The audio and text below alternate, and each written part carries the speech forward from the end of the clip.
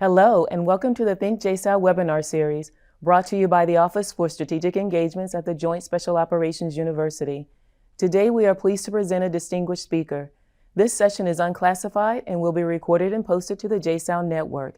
Please keep in mind that the views and opinions expressed by all participants do not necessarily reflect the views, opinions, or policies of the United States government, the Department of Defense, the U.S. Special Operations Command, and the Joint Special Operations University. If you have questions after the session, please email thinkjsou@jsou.edu. Greetings. Welcome to another ThinkJSOU interview. I'm Mike Parrott, a course director here at the Joint Special Operations University. Today's guest is Dr. Kevin Riehle, a U.S. national security community veteran with over 30 years of service. This includes tours in the FBI, the National Counterintelligence Center, the Defense Intelligence Agency, and the Office of the Undersecretary of Defense for Intelligence. He currently lectures on intelligence and security studies at the Brunel University in London. Kevin has authored 2 books, the first titled Russian Intelligence, a case-based study of Russian services and missions past and present. His second book, released on March 2024, is titled The Russian FSB. Kevin, thank you for joining me today. Today, I would like to discuss 3 key areas based on your experience in recent publications. First, we'll discuss your new book, The Russian FSB. Next, we'll talk about Russian intelligence and security services, their roles, responsibilities, modus operandi, past, present, and future activities. And then we'll conclude with a discussion on current events and the threat Russian intelligence and security services pose in this arena and the implications for the U.S. allied and partner special operations forces. It is great to have this opportunity to talk. I'm just going to start introduced by a brief introduction of the FSB book, in case anyone is interested in that. The FSB book originated, to some extent, when I was teaching at the National Intelligence University. I had a master's thesis student there who wanted to write a thesis on FSB, particularly FSB internal operations, and there was no book that she could rely on for that topic. So part of the goal of writing this book was to provide an English language text on what the FSB is, how it operates, what its priorities are, and how it is perceived within the Russian system. The first book that you mentioned, Russian Intelligence, also came to a certain extent from my time at the National Intelligence University. But I was teaching there when the pandemic began in 2020, and I was teaching a course on Russian intelligence. And the National Intelligence University is a secure space, so it allows for secure information to be used in the classroom. And so on topics such as Russian intelligence, one would think that there's a lot of secured information that would be valuable to that discussion. But when the pandemic hit, we were instructed to revise our curriculum so that we could present it over an MS Teams link. And that means it had to be unclassified. And that meant we had about 2 months to completely revise our curriculum. And for that particular class, I did that, and I found everything that I needed to talk about to discuss Russian intelligence in a completely openly available format. I lost nothing except for some very specific details in the translation from secured, SCIF-based course to one that can be taught online in an unclassified setting. So there's so much available about Russian intelligence, about the Russian FSB in particular, that it's not that hard to discuss in an open setting. Many of these sources in both books are in Russian because, interestingly enough, the Russians talk a lot about their intelligence services openly. And they glorify their intelligence officers. They talk about the great exploits that they were involved in the past. And that gives a lot of data from which to develop these books. So I was able to use that data in the support of writing those. I began in the intelligence community in the early 90s as a Russian linguist. And after just a couple of years of being in that environment, the Soviet Union dissolved, and Russian linguists became less of a priority. So I expanded into other things, but academically, I continued to study Russian intelligence and the history of Russian intelligence in particular. And that beginning and that academic end led to the books that you see in front of you now. Russia has 4 primary intelligence and state security services. 3 of them come from the history of the Soviet era KGB. They consider themselves Chekist organizations. A Chekist in the Russian system is someone who traces his history back to the original Bolshevik era state security service called the VCK, the Extraordinary Commission. And that, although that name VCK, that acronym, was retired as early as 1921, so it didn't continue in that form for very long, the concept of a Chekist continued throughout the rest of the Soviet era and continues even today. And so 3 of those organizations today are Chekist organizations. One is the Russian Federal Security Service, which I'll talk about in a lot more detail. One is the Russian Foreign Intelligence Service, the SVR by its Russian acronym, and that is the heir to the KGB's first chief director, or the Foreign Intelligence Directorate, and thus that is Russia's primary non-military foreign intelligence service today. And the third of those Chekist organizations is something called the Federal Protective Service, or FSO in its Russian acronym. And that also is the heir to some of the pieces of the old KGB, particularly senior leader security and the security of high-level government facilities and communications. They, like the FSB and the SVR, look back to the KGB as their heritage. And that then colors some of the activities that they are involved in, particularly as they monitor the Russian population for potential threats to the political regime, the political threats or physical threats to regime's senior leaders. The military intelligence service, traditionally called the GRU, although in its official title, the R has been dropped from that. It's now called, rather than the main intelligence director, it's actually just called the main directorate. So the GU, the R in Russian is the word intelligence. And so that R has officially been dropped from the title. So it is, however, still typically called the GRU in day-to-day conversation. That's a military intelligence organization. And it is primarily a warfighting organization. So much of the intelligence that it is responsible for collecting is in support of preparing for war. That includes understanding foreign military forces, foreign military weapons and capabilities, and the science and technology developments that go behind those weapons and capabilities, as well as the policies, the political aspects of defense in foreign countries. So the GU, as it's officially called, is completely surrounding the idea of military application of its intelligence. So those are the 4 main organizations, and they all have their own missions, some of which are overlapping, particularly on the questions of counterterrorism or support to Russia's war in Ukraine. All of them have some aspect of that within their portfolios, but they also have their own specialties. The FSB is Russia's primary internal security service. So much of its functions are directed at internal security.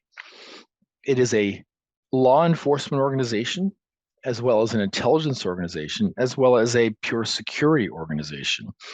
It has all of those missions within it. Of the 4 organizations that I mentioned, it is by far the largest.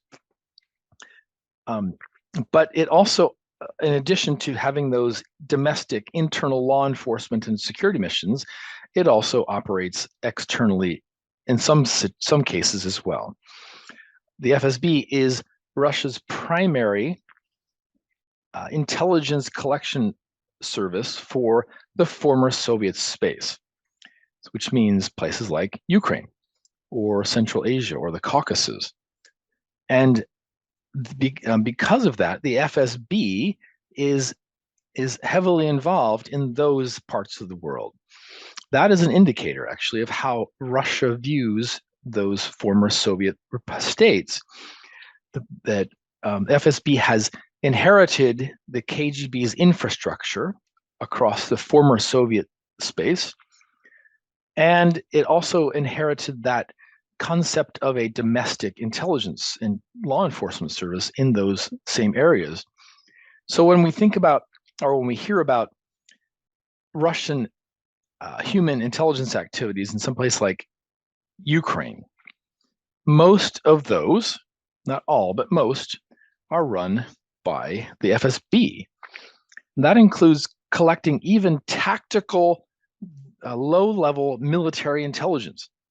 FSB sources are directly involved in supplying missile targeting information or missile correction information, or the movements of Ukrainian forces, or the tail numbers of Ukrainian aircraft on airfields. It is FSB sources primarily within Ukraine that report that information. So that sounds like it would be a GRU function. I mean, it sounds like a military intelligence function. But because Ukraine, in Russia's mind, is part of Russia's domestic sphere, it continues to be an FSB function to collect that intelligence there. If you go just across the border into Poland, similar low-level intelligence collection missions are run by the GRU. And most of the espionage subjects that have been arrested in Poland have been GRU focused or run by the GRU. But within Ukraine, it's primarily FSB. Now, there's some overlap there. There have been GRU intelligence operations in Ukraine as well, particularly technical operations. The GRU does run the airborne reconnaissance platforms that supply both command and control and intelligence collection requirements for the Russian military. And so GRU, such as the IL-20, the COOT intelligence collection platform, that's a GRU platform. And so that technical or that airborne collection, or even the satellite-based collection, is a GRU function. There's actually a news report a few years ago that, and this was before the full-scale invasion of Ukraine kicked off in 2022, but that a GRU operation targeted a smartphone application that the Ukrainians were using for calculating artillery distances and artillery fire. That was it made the artillery fire calculations much easier for the Ukrainians. It took it from minutes down to seconds in their ability to calculate those distances. But the GRU was successful in penetrating that application, and in the process was able to start to read both the locations of Ukrainian artillery as well as the firing points for them. Obviously, very specific tactical military intelligence, And because that was more a technical sort of operation, it fell into the GRU's area rather than the FSB's. The people that the FSB has been targeting in Ukraine exhibit a number of vulnerabilities. One of the main targeting criteria for the FSB to identify, to spot and identify potential human sources is the online comments that those people make.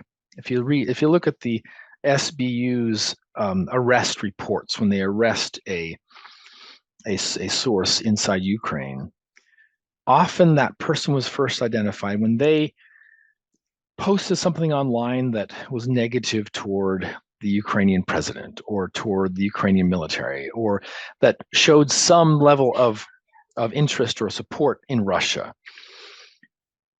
According to some Ukrainian government leaders, there is unfortunately quite a large number of people in Ukraine who are questioning Ukraine's prosecution of the war. And as those people express that difference of opinion, the FSB often sees that if it is done at least at an online forum, and the FSB has basically cold contact people, say, hey, I saw this post, how would you like to work with us? And some very cold pitches. And they've had some success in identifying those people who are primarily motivated by ideology, but also by money. I mean, the FSB often asks people, how much would you sell that information for? And the money aspect is something that is attractive inside Ukraine because the economy is struggling and people are looking for incomes, while at the same time, some are questioning the activities of the Ukrainian government. So a number of people, the FSB also identified initially for recruitment because before the war began, travel back and forth between Ukraine and Russia was pretty normal. I mean, there are a lot of people who have family members on both sides of the border, who have business dealings that cross the border. And so the FSB was successful in some cases at identifying those people and approaching them while they're on Russian territory and say, hey, would you be willing to work for us back in Ukraine, to just look for low-level things, look for low-level evidences of Ukrainian military movements. And in a number of cases, people have agreed to do that. So in some cases, that's simply because they're getting paid to do it. Some cases, there may be some coercion based upon the presence of family members inside Russian territory saying, your mother-in-law lives here. We have some capability to make her life difficult if you don't agree to work with us. So it's a mix of all of those motivations across the spectrum. In addition to those human activities, the FSB and the FSB, GRU, and SVR all have computer-based capabilities as well. The GRU's computer-based activities, or cyber as they're called, are heavily focused on those same things that the GRU's mission implies, both in collecting intelligence as well as conducting sabotage against infrastructure systems that may support the war. The word intelligence, as it is defined, as it is translated into English, the Russian word is razvedka. And the word razvedka in Russian means more than just collecting information to support decision-making, as we think of intelligence in the US system. In the Russian system, the word razvedka means both collecting information and acting on it. So the same people who collect intelligence also conduct operations based upon that intelligence. And that is very evident in both the physical and the computer-based domains, where In the computer-based domain, we saw, for example, in the 2015-2016 timeframe, that Russia was directly targeting Ukrainian infrastructure, Ukrainian electricity generation infrastructure in particular, but other infrastructures as well. That indicates that if GRU was involved in that GRU saw that time as being a time of war. Russia began its support to insurgent operations in eastern Ukraine in 2014. And as far as Russia was concerned, they were already at war with Ukraine beginning in 2014.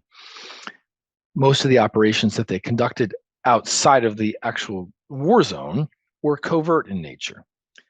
But they were activities that Russian doctrine says would be used during wartime, particularly the targeting of civilian infrastructures. That was a GRU function because it was fighting, it was a war fighting function. That same targeting of infrastructures has switched since the full-scale invasion began. It has moved from that covert activity in the computer-based domain to missiles, to physical attacks on sometimes the same infrastructures. There's now that a war is in the open, that there is an actual full-scale military conflict occurring, there's no need to remain covert. It's not to say that there are no covert operations occurring. They obviously occur alongside those physical activities. But the targeting of infrastructure for that doctrinal goal of destroying the morale of the civilian population and preventing it from supporting the war effort is something that Russia is now primarily doing with physical targeting. Those two things are essentially the same. If you knock out the physical, the electricity generation infrastructure with computer code, the effect is the same as knocking it out with missiles. You're having that effect on the population in a similar way. So in essence, Russia doesn't really conduct cyber operations per se. It conducts operations to have an effect. And if the best tool is one that works via computers, then use that tool. If the best tool is a physical attack, then use that tool. And rather than separating the cyber activities from everything else, Russia chooses the right tool to accomplish the job. The FSB also has a computer-based collection mission focused heavily on the communication lines that cross Russian territory. Because Russia is a transition point for a lot of international communications lines, and because FSB has the legal authority to monitor those communication lines, it can see traffic crossing those lines without with little difficulty. It exercises that both for internal security purposes as well as for foreign intelligence purposes. And so, as the comment mission that Russia, when Russia is conducting communications intelligence, much of that comes from that ability to intercept communication lines that cross Russian territory, or with the support of some allies that cross other allies' territory as well. The SVR also has a computer-based mission. We saw that, and the SVR is not as well known, but we saw that clearly with the hack a few years ago, where the SVR broke into the administrative software that a lot of companies use for the kind of back-end administration of their networks. When the SVR conducted that intrusion, it had access to thousands of computers. But when it chose to actually execute its collection mission, it focused on two populations of computers, amongst all those thousands that it had access to, there were basically two categories. One was computers that contained information about US policy toward Russia or a political collection mission. And the other is computers that contained information about countering hacking activity, or basically a security mission, a counterintelligence mission, a mission that the SVR conducted in order to more effectively hide its own activities. So amongst those thousands of possible targets, those are the two main groups that the SVR targeted. Not surprising. They want to collect political intelligence and they want to secure their operations. And that characterizes to some extent the SVR's use of computers. The SVR has some specific intelligence collection missions to collect political intelligence, to collect economic intelligence, to collect science and technology intelligence. And when it chooses a tool with which to target that information, whatever the priority that it's executing at this moment, it will choose whatever tool is best. It will look for humans, it will look for computers that can be penetrated, or it will rely on sometimes embassy-based SIGINT platforms as well. For Russia, the idea of cyber activities is simply to have an effect, to accomplish the mission. Is it going to accomplish that collection mission or that covert action mission? Whichever one is on the table today, it will choose the right tool in order to do that. Sometimes that may be a computer, sometimes that may be a human, and sometimes it may cross those two. It may be a mix of those two.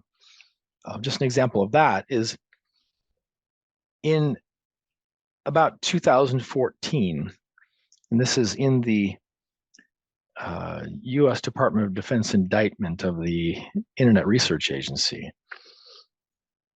The Department of Defense discussed some humans that the Internet Research Agency sent to the United States to collect baseline information about US political issues, about kind of the hot button issues that might be targeted with online covert action, and then took those back and implemented them into those Facebook and Twitter ads that they bought in the lead up to the US election in 2016.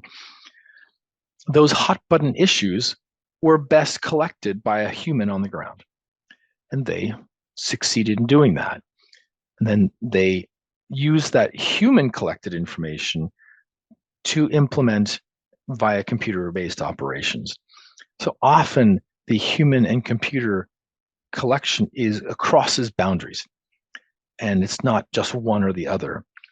The US Department of Defense also recognized this human aspect of computer activities when I indicted Russian intelligence officers publicly who had been involved in various hacking activities with the Organization for the Prohibition of Chemical Weapons or the International Criminal Court. And recognizing that behind those hacking activities, there were people who had priorities, people who had skills, people who were needed in order to make that activity work.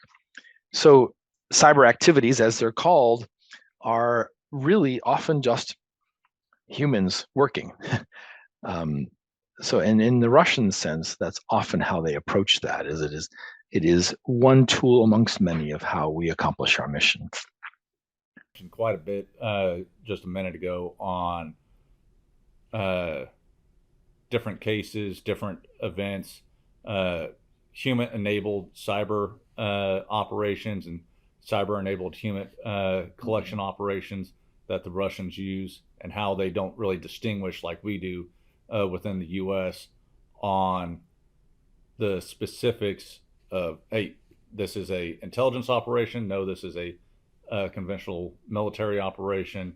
There is no distinction. They float seamlessly back and forth between that. Can you highlight, as we transition into focusing on Russian intelligence and security services, their how they leverage mice, money, ideology, coercion, and ego? I know you mentioned a couple examples, and how that might differ in comparison to, say, the Chinese. I just did a ThinkJSOU episode with Nick Efetamadas, and he uses acronym BEWARE to describe how Chinese intelligence target and exploit humans for espionage or political influence, so on and so forth, versus how the Russians do it.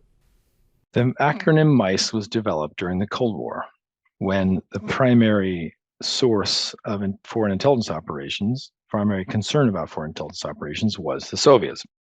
And so that MICE acronym is something that the Soviets consider. MICE is simply a list of vulnerabilities. Is a person vulnerable to appeals based upon money? Is a person vulnerable based upon appeals to ideology? And when a Russian humanter is looking at someone for potential recruitment, they are looking for those exploitable vulnerabilities. Look, what can we twist in this person that will convince them to betray their country and to work for us instead? Based upon the writings of many Russian officers who have discussed this over the years, continues to be a targeting methodology for the Russian intelligence services. How can we identify a vulnerability? Money obviously is an important vulnerability, and it is one that is highly motivating for a lot of people, particularly anyone who has serious money problems. It is an anxiety that Russian intelligence services can exploit. The ideology is probably a more reliable motivator, because if a person is a true believer, then that person is more likely to accept tasking and to run with it than if it's exclusively based upon money. If it is simply a monetary transaction, it's harder to control someone. It's not that that's impossible, but it's just harder to control someone.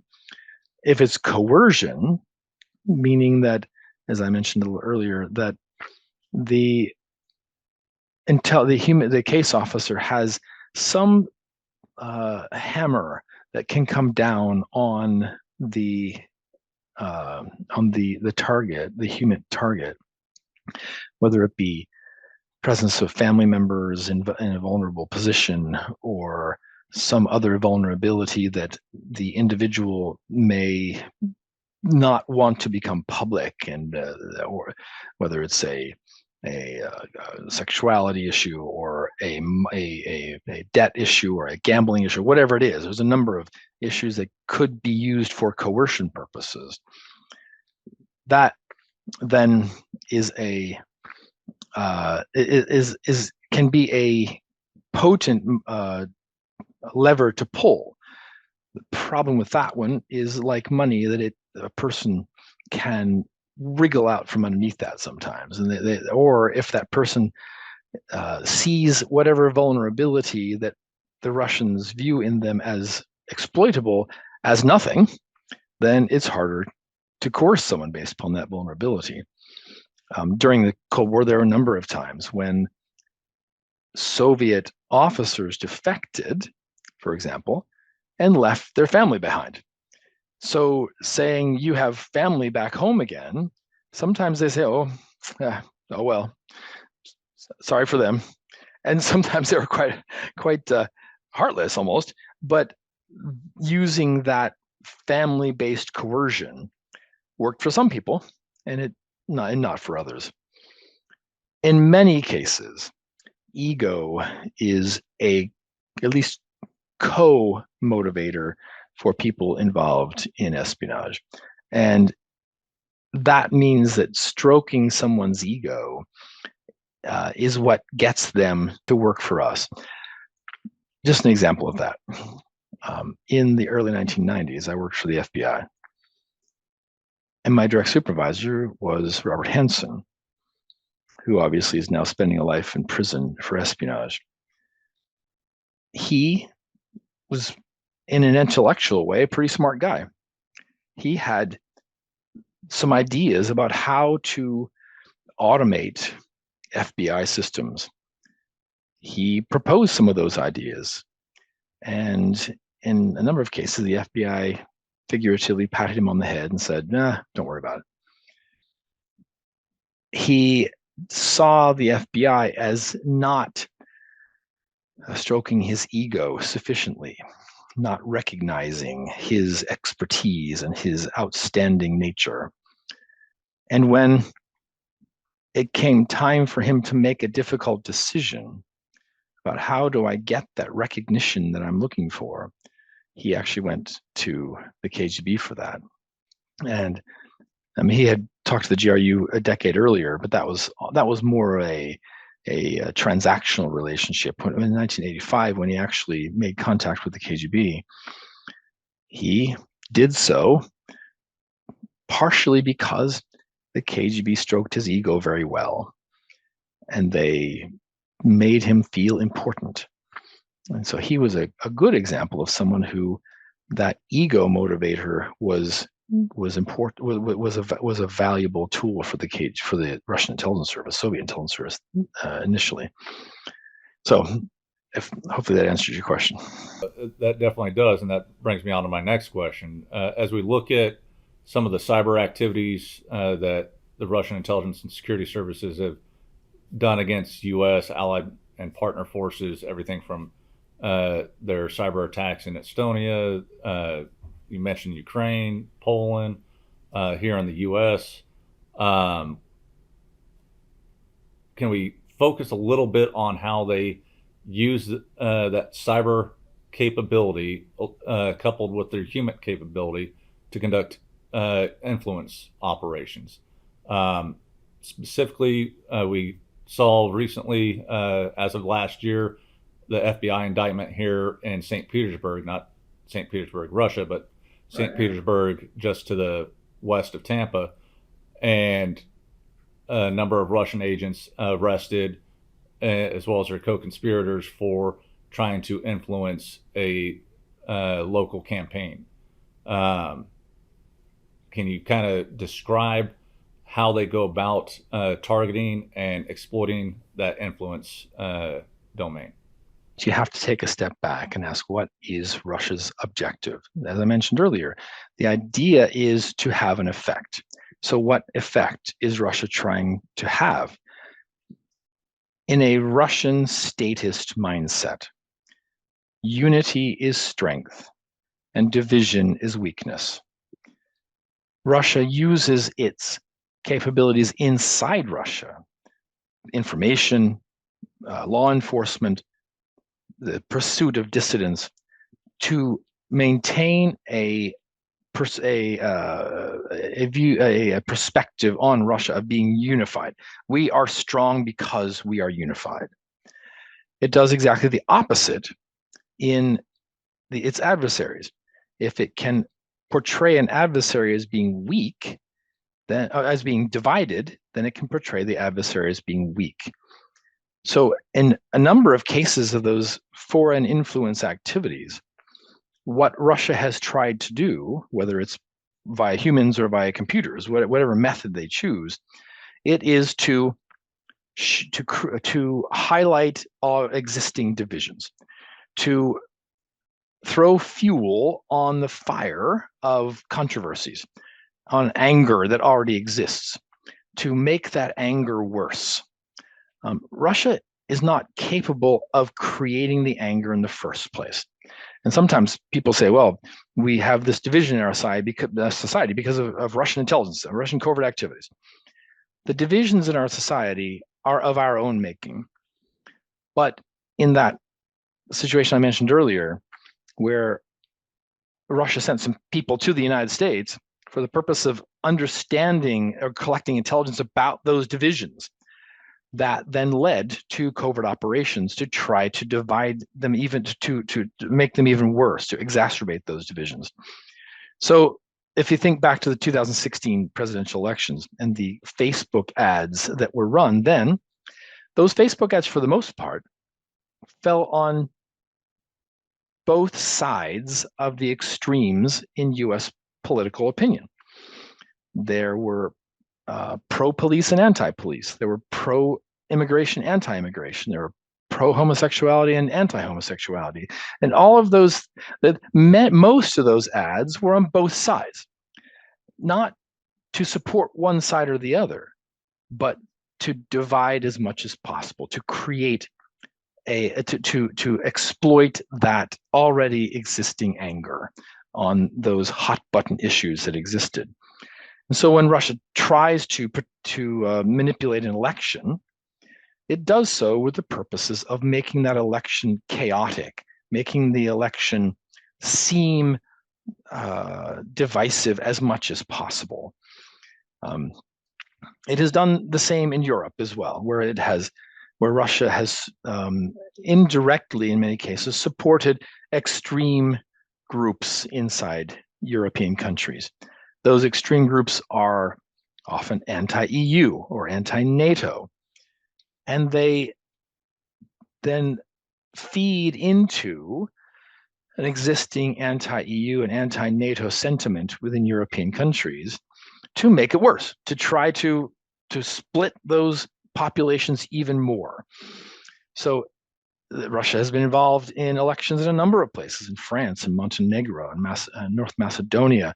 And in those cases, they have, and in each case, they have tried to broaden already existing divisions. North Macedonia, for example, there was a question of NATO membership.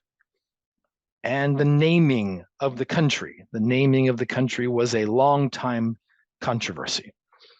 And when the naming controversy started to reach a final conclusion, Russia allegedly paid money to people inside Macedonia and northern Macedonia and northern Greece to prevent that agreement from being signed, to continue the anger, to continue the division.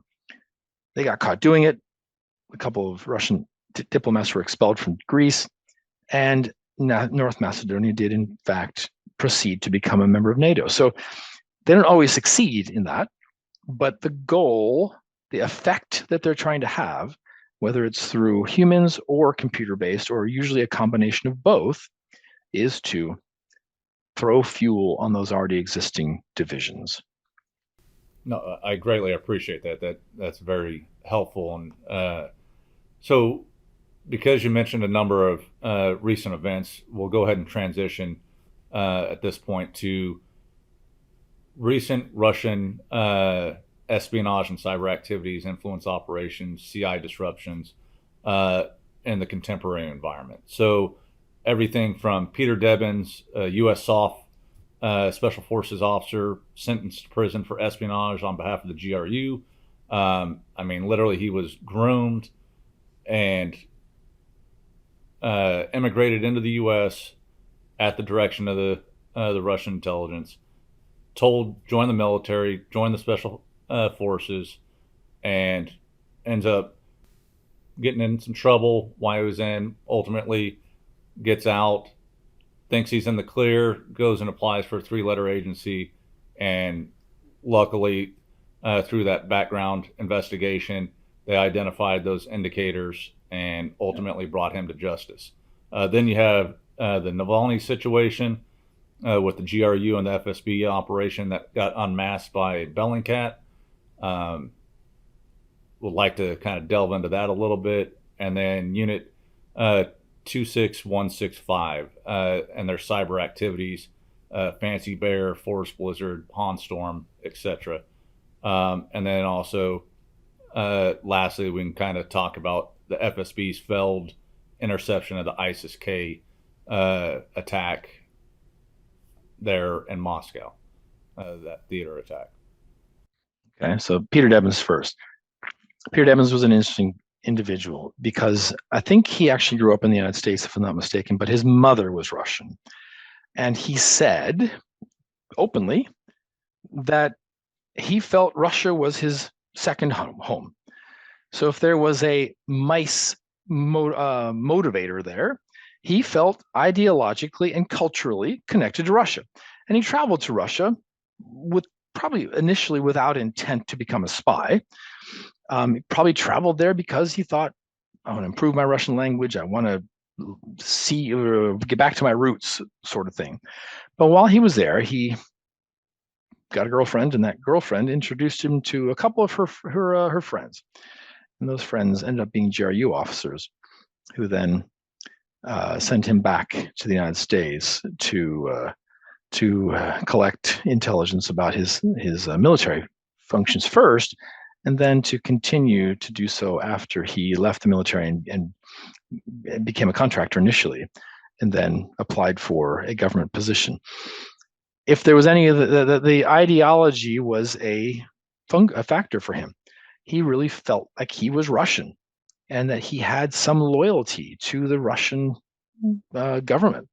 And so when approached, from the information that's available publicly, he didn't actually resist that much. He said, yeah, I'll work for you because I'm one of you. And so that was a relatively easy recruitment for the GRU in his case, because he had kind of recruited himself before he even was approached by any GRU officers. On the Navalny situation, it's completely different. It's kind of the opposite. That Navalny was ideologically opposed to the Putin regime, and he became a particular difficult problem. The FSB, obviously is well known, tried to assassinate him using a toxic chemical weapon in 2020. But then the Russian government allowed him to leave Russia for medical treatment. Let him go. Just get out of here. Don't come back. That was, I think, Russia's hope, is that he would simply live in Germany. But Navalny had a different view on support from Western countries. Navalny was a pretty strong Russian nationalist, and he didn't want to be labeled as a tool of the West. So rather than staying in the West, I would think, to FSB's surprise, he went back. He announced it. He said, I'm traveling back because I'm going to go pick up where I left off as in my campaign against this regime. And not surprisingly, he was arrested the moment he arrived. He was arrested. I mean, the FSB has a spectrum of tools available to it to arrest people, from extremist laws to economic laws to inappropriate assembly laws, a lot of different things the FSB has available to it. And so when he arrived, it was easy to find something on which to arrest him. He continued, however, to communicate from prison. He got his message out through messengers and through videos, and he continued to be a thorn in the Russian side. And so they sent him to an isolated far north prison, hoping we're going to shut this guy up. We're just going to make it harder for him to get his message out. And it did make it more difficult. He was not able to communicate as much from the far north as he had been previously. And I have an assessment of this, somewhat of an alternative assessment to what many people have said, and many people disagree with me on this, so take it for what it's worth. But I think that Russia actually saw his imprisonment in the far north as a valid symbol. He was sent there as a defeated oppositionist. The Russians could say, this guy's nobody, look at him, he's just sitting in rotting in a high north prison, and you other oppositionists in Russia, here's what will happen to you if you try to go his route as well. And that he was a potent symbol of the defeat of opposition forces in Russia. Then he died. How did he die? And I suspect, and this is just my suspicion, that the Russian government may not have intended to kill him, that he was the subject of some harsh interrogations, or his health was just deteriorating in the prison, and he died. There is some indication that there may have been some harsh tactics taken against him, some bruising and things. So it might be the case that a local prison official just went too far. But the Putin regime can't say that publicly. What they say is this guy is a defeated oppositionist. And the last thing they wanted was for him to become a martyr, a dead hero. But that's exactly what happened when he died. And if you watched his funeral, you could see the tens of thousands of people who showed up for his funeral amidst the heavy Russian security presence that was there. And there didn't end up being a conflict at the funeral, but it did show that there are a lot of people in Russia that supported him. They were in. I was watching the chat box online as the funeral was going on. There were people in cities all across Russia who weren't able to attend the funeral in person, but did express their support online publicly with their real names, saying, "We support this. We are mourning for this family." And so that's the last thing the Russian government wanted, was a spectacle of support for this defeated oppositionist. How long that martyr status can last, I don't know, but it did show that the Russian government was not in full control, that it wasn't able to stop those expressions of support as it would have preferred to do, that people were quite bold in those expressions. And that probably sent some shocks through the Russian government. I mean, the Russian government had tried for several years to say he's nobody really supports him. He has no popularity rating within Russia. He's just, as famously, Putin wouldn't even pronounce his name publicly, to just not give him any credit at all. He's just nobody.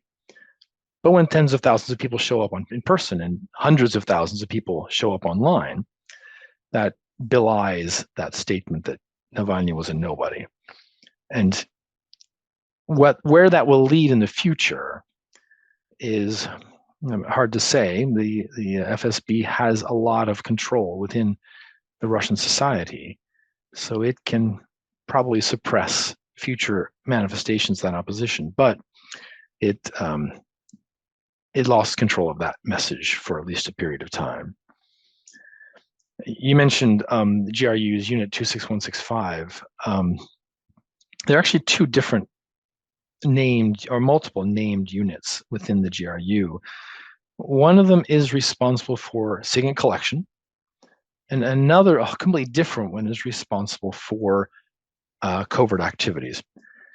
The SIGINT collection is done via the GRU's 6th Directorate, the SIGINT Directorate, and that SIGINT collection might be done via computers, or it might be done via satellites, or it might be done via aircraft, or it might be done via close access SIGINT collection, that officers are sent abroad with collection equipment to collect local Wi-Fi signals, such as happened in the Netherlands.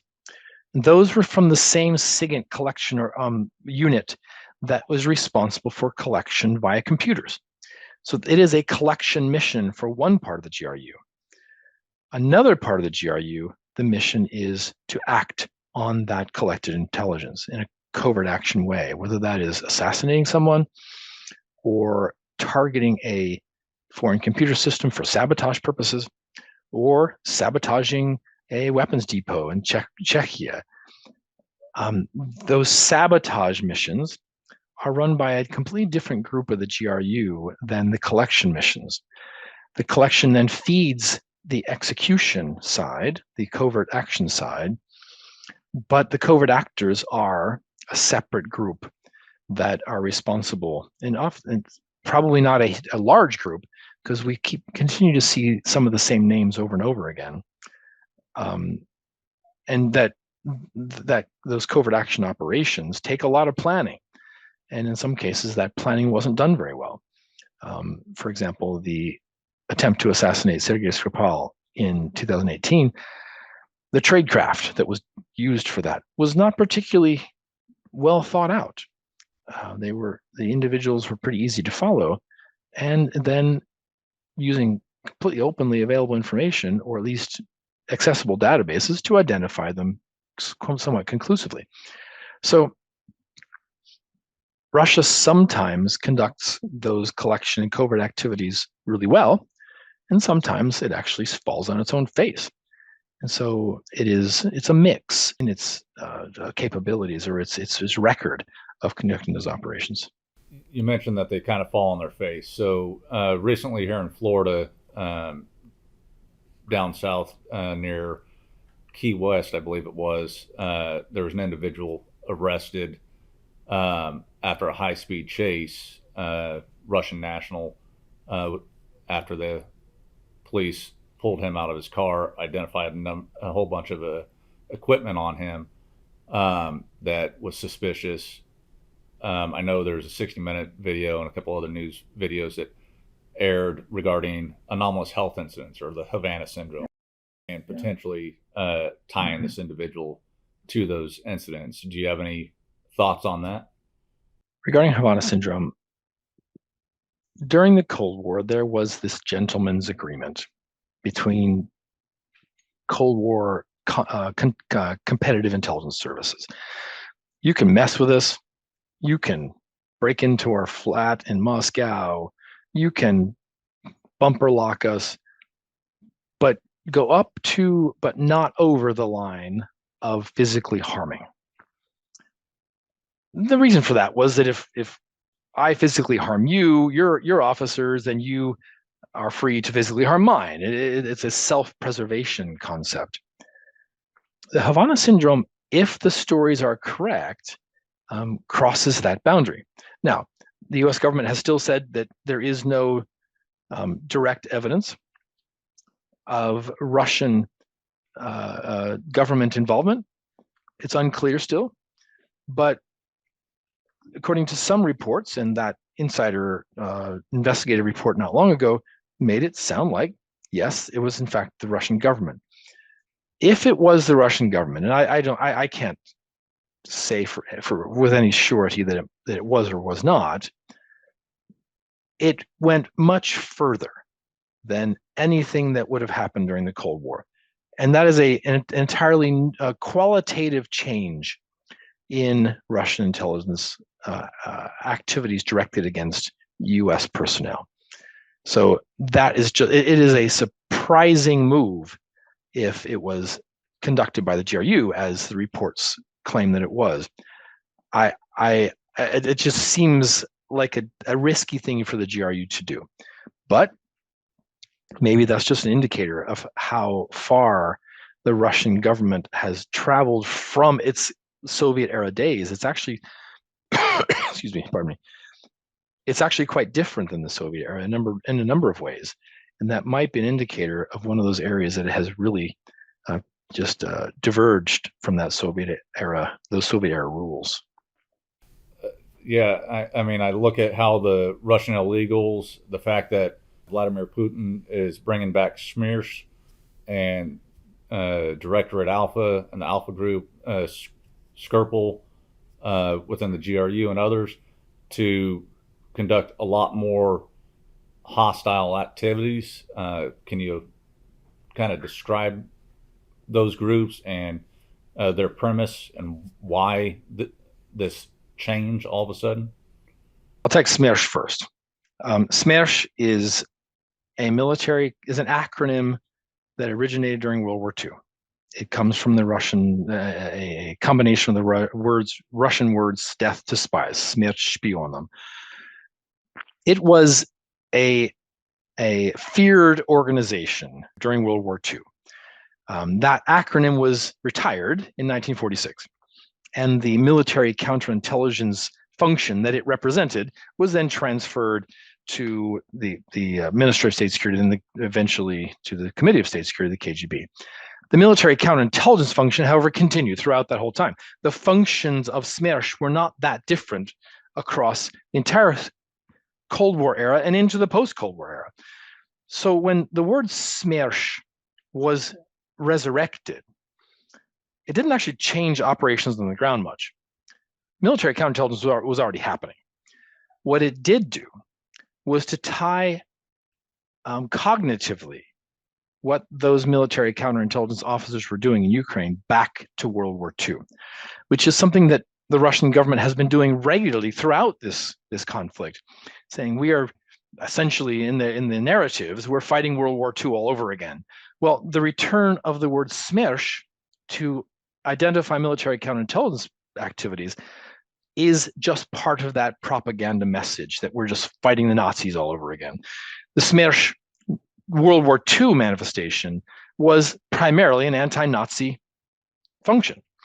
And so by using that label, they're just re-emphasizing that anti-Nazi nature of the conflict today.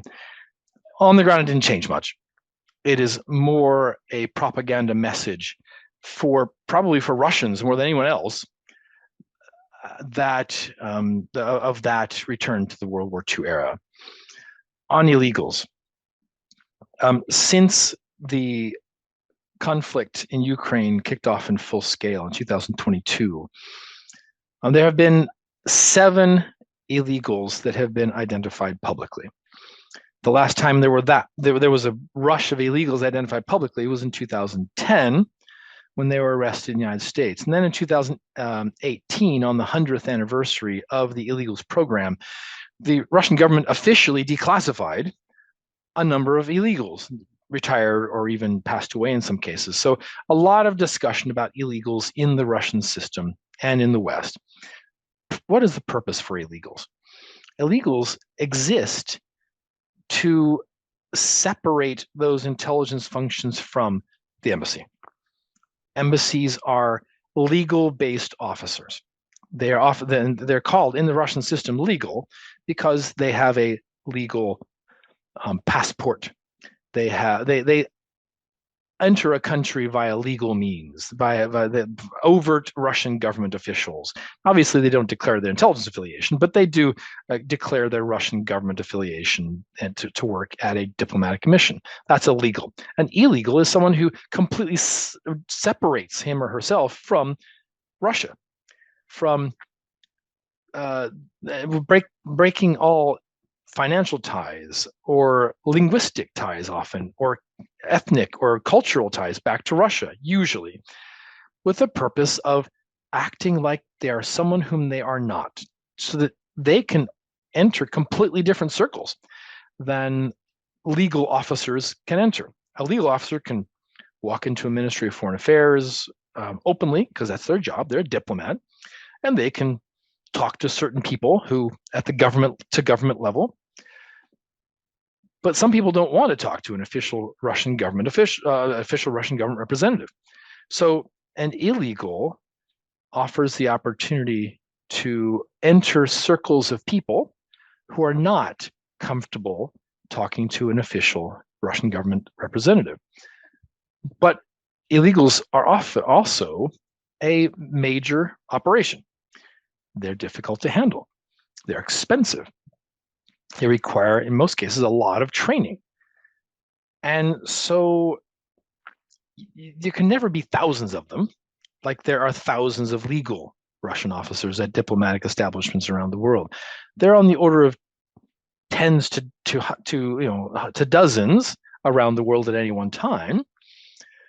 And they all take a high level of tradecraft in order to handle. They're mostly handled from Moscow, and because both the GRU and the SVR have illegals missions today, there can't be hundreds of them. The 3 of those 7 illegals that have been identified in the past 2 years have been run by the GRU. Their missions were to target organizations that were of a direct GRU interest. One of them was targeting an Arctic university in Norway, and Arctic policy is of great interest to Russia, both militarily and politically. One of them was targeting the International Criminal Court in the Netherlands. That is also a mission of a reputation for Russia. He actually began his application for that long before Vladimir Putin was indicted for war crimes in the International Criminal Court. So his mission at ICC was not related to that indictment. Obviously, it became a higher priority afterward, but he started that application long before that. But even separate from that indictment of Vladimir Putin, Russia has a lot of irritation with the International Criminal Court because of its handling of things like Syria, its handling of Russian activities in various places in the world. So Russia, it is an important political target for Russian intelligence. The third one was identified working outside NATO facilities in Rome. Obviously, NATO is of great interest to Russian intelligence. It's one of the highest priorities for Russian intelligence. So the targets of those operations, those GRU operations, are not surprising when it comes to if you think of Russia's strategic interests. But the interesting thing about those GRU illegals is they are the first GRU illegals that, in my research, I have seen since 1963.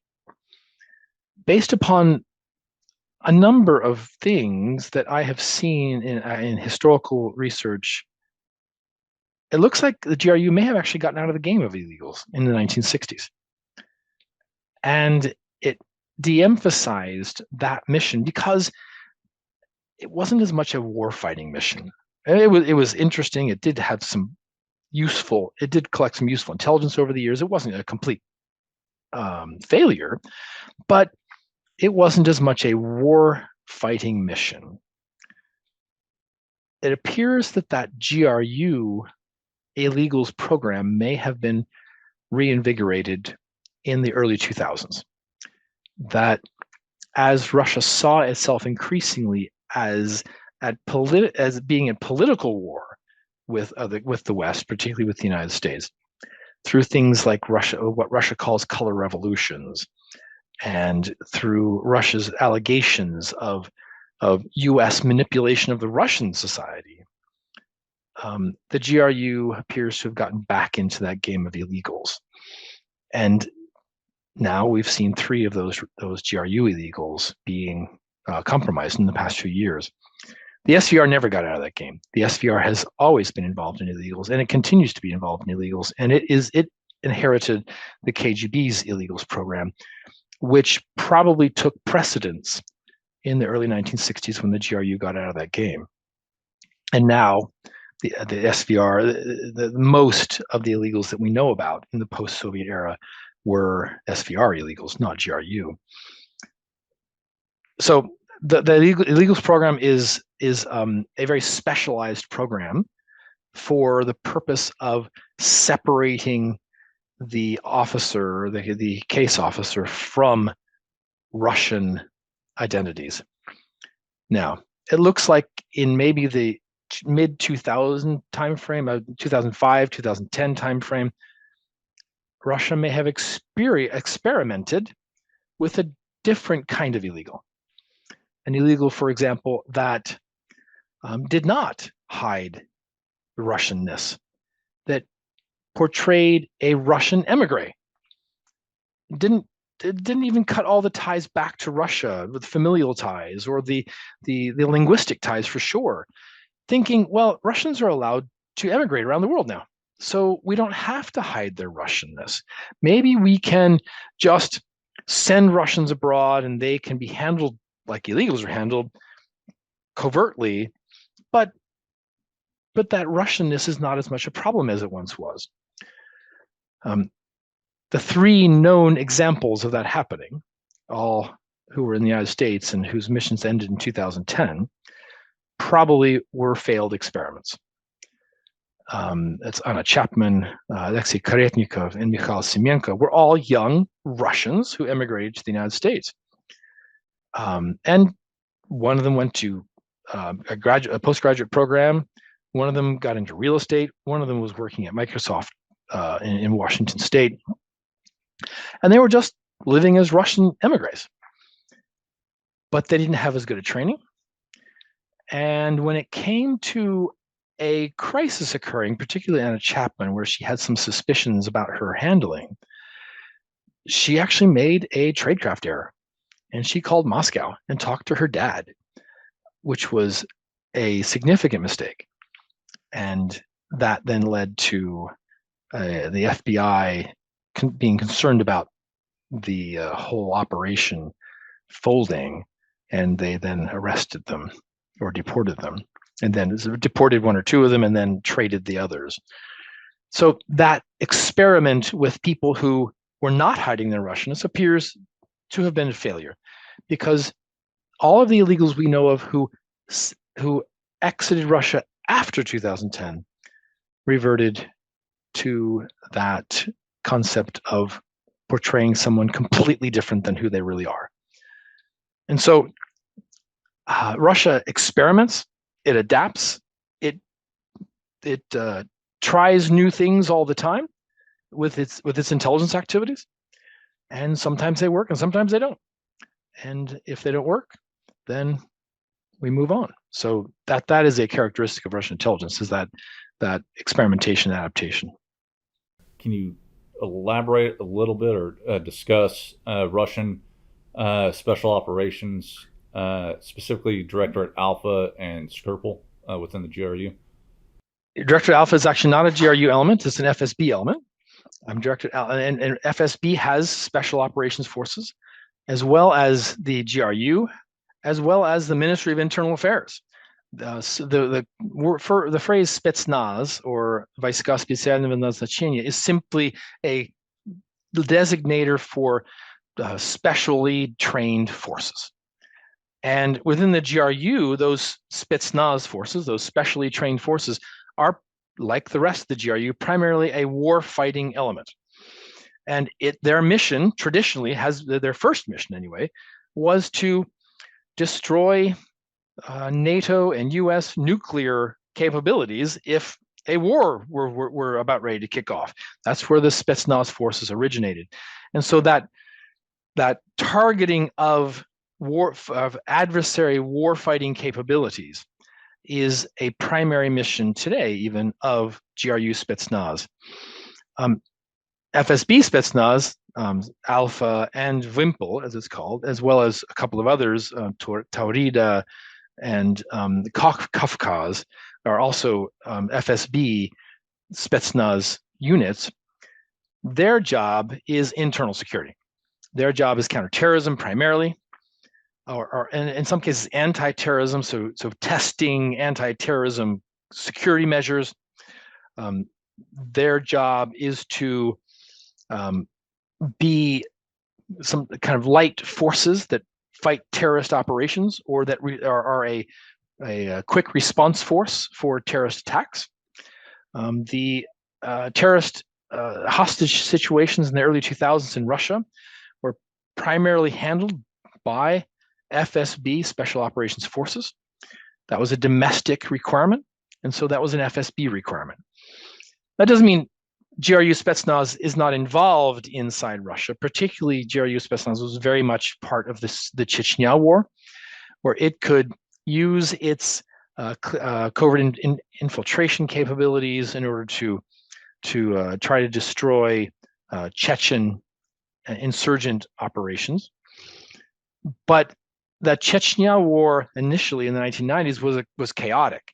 There were multiple elements trying to do the same thing, and there were then artillery forces that were later in the Second War just pummeling neighborhoods. And like that I mentioned earlier, that covert mission turned into an overt physical military mission. And there were FSB, Alpha, and Wimpel forces involved in Chechnya, but that moved much more into an overt physical military phase in the second part of the war.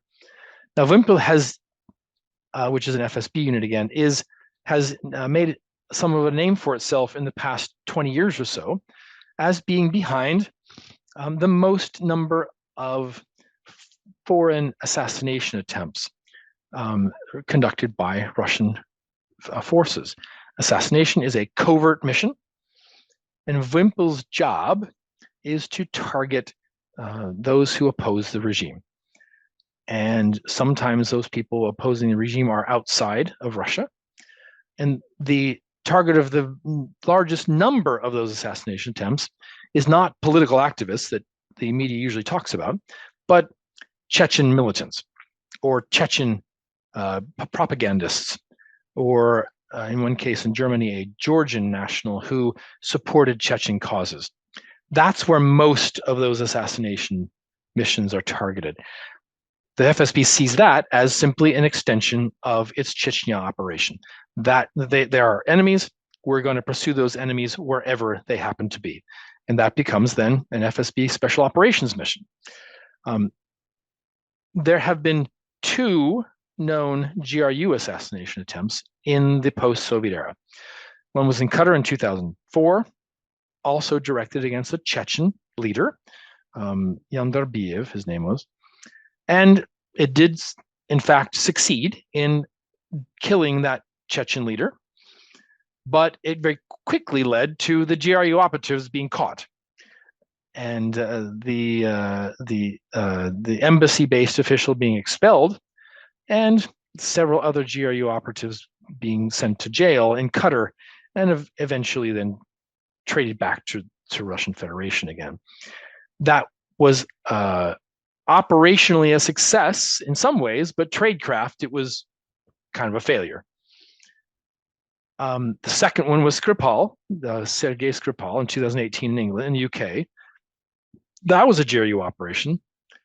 And that's because Skripal was personal for the GRU. Skripal was a GRU officer who had become a traitor to his oath, and the GRU said, we'll take this one on. I'm kind of putting words in their mouth, but that they essentially, the GRU took that on themselves in order to punish that traitor. The FSB did something similar in 2006 when it assassinated Alexander Litvinenko in London using also a poisonous substance. There are basically 3 types of assassinations. There's political, people like Alexei Navalny, where he was the target of an assassination attempt. And within those are mostly inside Russia. And there have been a number of Russians that have been the targets of assassination attempts or successful assassinations inside Russia. The political target is one level. The military target or state security target, like those Chechens, is another level.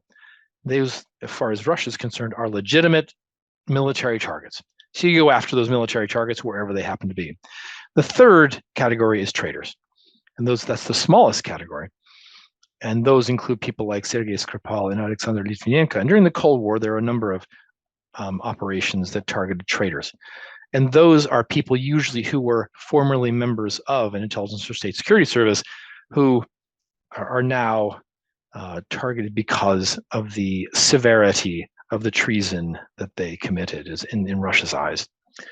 So those 3 different categories are quite different from each other, both in numbers, but also in the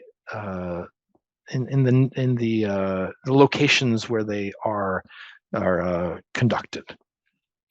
No, I greatly appreciate that. You mentioned the FSB's CT mission, the counterterrorism mission. Can you talk about how and why they failed to identify the ISIS-K team that conducted the Moscow theater attack? They had their eye on the wrong ball. That's the bottom line, really. When Vladimir Putin was identified as the prime minister of Russia, FSB director first, and then prime minister, and then eventually acting president, then finally elected president, his popularity was based on his ability to be tough on terrorism, to kill them wherever they are. He even used kind of a vulgar phrase in Russian about, getting them in their outhouses, and that was something the Russians really appreciated. The decade of the 1990s was a time of chaos for Russia. And this person comes along and said, he's virile, he's tough, he's not a drunk. In fact, Putin is quite famous for not, claiming he doesn't drink alcohol at all, which is a major difference from his predecessor, Boris Yeltsin. And so he built his popularity on defeating terrorism. In 2022, since 2022, he has built his popularity on defeating Ukraine. And part of defeating Ukraine is both attacking Ukraine militarily and then preventing any pro-Ukraine sentiment from developing within Russia, or anyone who is opposed to the war from having a voice. And that anti-war operational priority got in the way of FSB's traditional mission, which is counterterrorism. And even as now quite famously, the US and the UK provided what turns out to be quite specific information about a venue for the attack to the FSB through government-to-government channels. The FSB, at least according to some reports, initially did react to that. They did increase some security around that Crocus City Hall concert venue. But the US shared intelligence said that the attack appeared to be planned for the next 48 hours. And no attack came in 48 hours. So the FSB said, they just gave us garbage. They're just trying to embarrass us. Don't listen to those Americans. Those Americans are our enemies. Why would we ever fall for something that those Americans told us? And they then let their guard back down again. And what potentially happened is that when they did have the additional security surrounding the Crocus City Hall venue, that the terrorists who were planning to target it actually saw the additional security and said, oh, okay, now's a bad time. But then a week and a half later, that security was dropped. And the time was right for that attack to take place. And the FSB was looking elsewhere at anti-war activists, at anti-Putin oppositionists, and at spies, the spies within Ukraine. The counterintelligence mission probably hasn't atrophied as much as the counterterrorism mission has. The FSB uses terrorism-related laws, like extremism or planning disruptions of the Russian government and that sort of thing, to prosecute an oppositionist. Navalny, for example, was charged with extremism. A number of other oppositionists and journalists have been charged with extremism, which is a terrorism-related violation. They can do that because the FSB has a whole palette of violations that it's responsible for, and it can pick the right one to take an oppositionist off the street. In the early 2000s, they used more economic crimes and against oppositionists. Now they've moved more toward extremism and terrorism-related crimes. Because of that, they're using those capabilities so heavily against oppositionists that when it came time for a real terrorist attack to occur, they weren't watching it, and they didn't even believe it would happen when they were told. Vladimir Putin just the other day publicly said something along the lines of, Russia is not a target for terrorism because we are unified. We are at harmony with our Muslim brothers. We're not at war with them. Well, that's simply a whitewash, because Russia knows that its operations in places like Syria and Chechnya and even further back Afghanistan have angered Muslims around the world. And ISIS-K is operational in Central Asia, in places where Russia continues to see its interests lying. And Russia has to know that it is the target of Islamist terrorist attacks, but it can't say that publicly. Because to say it publicly is to admit both that the counterterrorism kind of persona that Putin painted himself with in his early career may have failed, and that the pursuit of Ukraine as a higher priority may be a missed priority. So Putin cannot acknowledge publicly that he made a mistake. Addition to that, as I mentioned earlier, the idea of unity is strength and division is weakness motivates Putin. He says, well, we're unified as a country. We're not weak because we don't have these divisions within our country. Well, they do have divisions in their country. Russia is divided in some ways. But again, he can't say it publicly because he has built his entire political existence on the unity of Russia. I think that's well said. I mean, Russia doesn't want to appear weak. They don't want to look weak. And so they constantly are trying to control the narrative on that. So as we're coming to a close on this, I want to hit a couple things because you are a extensively learned scholar as well as educator and veteran intelligence professional. I wanted to get your perspective on what lessons learned do you have for other intelligence professionals working against the Russian problem set, specifically the Russian intelligence and security services, and then also for our younger SOF and intelligence professionals across the U.S. and our allies and partners on how to deal with this Russian intelligence and security threat in the contemporary environment. We have a tendency to go one or another extreme, or we think of Russian intelligence either as 10 foot tall and invulnerable. They're out there everywhere, and there's nothing we can do about them. That's one extreme. The other extreme is they're a bunch of buffoons. They're stepping on themselves all over the place. I would advise taking a middle course between those extremes. Russians do some things pretty well. They have had successes over the years. When it comes to that recruiting people in Ukraine, they've actually had quite a bit of success. So we can't count them out as a player, but we also cannot treat them as if they have no vulnerabilities. They make mistakes. They get caught. The reason I could write these books is because there is so much information about Russian intelligence activities in the open environment, more than I would think Russia would be comfortable being available.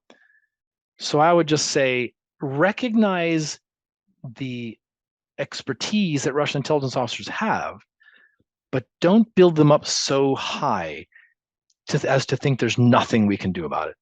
Because there are times when Russia can, in fact, be countered. So take that middle ground. That would be my advice. As we also look to close, can you discuss what you have going on in the future? I know in one of your previous interviews that you'd done with the Spy Museum and a couple other, I believe it was on spycraft, you mentioned possibly writing another book on counterintelligence analysis. I am in the process of doing that. I've actually talked to a publisher about that. Publishing a book takes a long time. I've learned that takes a lot of patience, and so there's no acceptance of that book yet with the publisher. But I am looking at publishing a book on counterintelligence analysis because there's not a lot out there that discusses that particular topic, and that is something that I did for a career. So I'm hoping to be able to share some thoughts on that counterintelligence analysis specifically. Also looking at a couple of other projects. The FSB book is the first in a series of books that Georgetown University Press will be publishing over the next few years that focus on an individual foreign intelligence and state security service. The next two in the series have already been announced. One is Pakistani ISI, and the next after that is Iranian MOIS. So that series is going to continue on with a number of other intelligence services, and the GRU will eventually be one of those as well. And I hope to be able to contribute a GRU volume to that series too. So there's a lot. More going on than I have time to do. So there's a lot of projects. No, that's great. I'm actually interviewing Peter Ashu tomorrow for another ThinkJSOU regarding Iranian intelligence and security services and their proxies. So looking forward to that Georgetown book release on MOIS. I'll leave it to you for what recommendations do you have for intelligence and military practitioners on furthering their knowledge as it pertains to Russian intelligence and security services as a closing comment? There are some very good books that are out there that you can learn about how Russian intelligence operates. One of them is called Active Measures, written by Thomas Rid. It is about the history of the Soviet Unions and then into post-Soviet Russia, the use of information as a covert tool. I highly recommend that book, and it's the best book out there on that. Another book I would highly recommend also is the book by Gordon Carrere called Russians Among Us, which is about the Ghost Stories case, the FBI's operation against Russian illegals in the United States that ran for 10 years until those arrests and then swaps occurred in 2010. Another very, very good book. And those two books I would say are a must read for anyone who's interested in understanding how Russian intelligence operates. So those are just a couple I could recommend. There's a lot of defectors books. Vladimir Kozichkin published a book in the early 1990s about the Soviet illegals program. He was an illegals illegals handling officer himself, and he goes into a lot of detail about how that works. And then historically, the volumes by Christopher Andrew and Vasily Mitrokhin, the Mitrokhin Archives volumes, the two large volumes, I would highly recommend them too. They're historical, so you're not going to see what's happening today in those, but understanding Soviet intelligence history does help to understand what Russia is doing today. So those are just a few recommendations of books to read. That should keep somebody pretty busy for a while. Thank you. Do you have any closing comments that you would like to impart on our audience? Well, I'll just say I am available for questions. I have no problem with people reaching out to me. So if there are questions that people have that I've not answered or that I've not addressed, I am open to people reaching out to me I'm happy to answer them. Again, thank you on behalf of the Joint Special Operations University for conducting this ThinkJSOU. It's my pleasure.